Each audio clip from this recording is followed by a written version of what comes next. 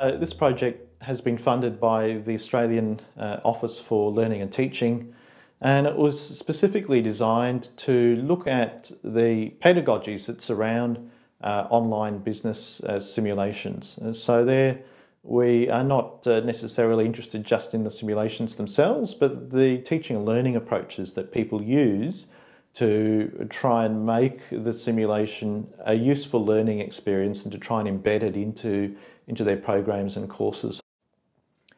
The project has a number of outcomes. One of the outcomes that we will provide on the website is to conduct an audit of all of the online simulations in the business area, and we will provide a list of those simulators, but also a bit more detail about some of the more common simulators. So when people are looking at adopting these or maybe changing from one to another, there is a place that people can come to find information about what the different options are, which different areas the simulators cover, and what features they have. A second element of the project is to develop a student learning barometer, and that barometer will be a tool that people can use to evaluate the learning outcomes of simulations. We're trying to develop a barometer that people can use across different institutions. So if you want to compare what your pedagogy and your particular simulation is doing for students with a colleague in another university, the idea is that there is an instrument that can be used to measure that across universities. But there's also an opportunity for internal benchmarking to use the barometer to maybe track and monitor how changes that you're making to the pedagogy over a number of semesters or a number of years are impacting on what students are learning. This OLT project that we're involved with is interested in looking at the effectiveness of simulations on student learning outcomes. And an important component of that is developing a student barometer. And part of that process is looking at what are students' attitudes and opinions towards simulations, and then at the end of the project looking at what was the actual learning outcomes of the simulation. As part of the project, we are also interviewing educators who have had a lot of experience in using simulators in areas ranging from retail and manufacturing to tourism, hospitality and aviation management.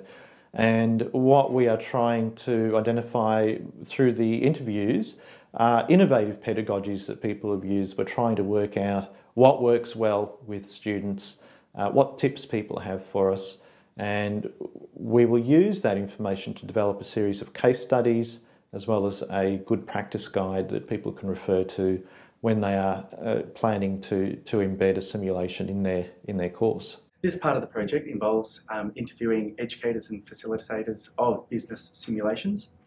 Now, the objective is to get their understanding of why we use business simulations as a teaching tool and the outcomes that they think the students are going to learn. So we definitely want to see how simulations, all kinds, work for teaching outcomes of students at the undergraduate level. Now, what happens with the outcomes of this project is we're going to develop case studies that will highlight what individual facilities or universities or teaching areas are doing that encourages people to use simulations. Another outcome of the project is to develop a website. The project website will act as a central hub for people who are interested, particularly educators who are interested in developing a simulation as part of their coursework program. So there are a range of resources that we'd like to provide on the website. We also hope that with the videos that we are developing, with testimonials from students and academics in their use of the simulation, can inspire other colleagues to make higher and better use of simulations in higher education.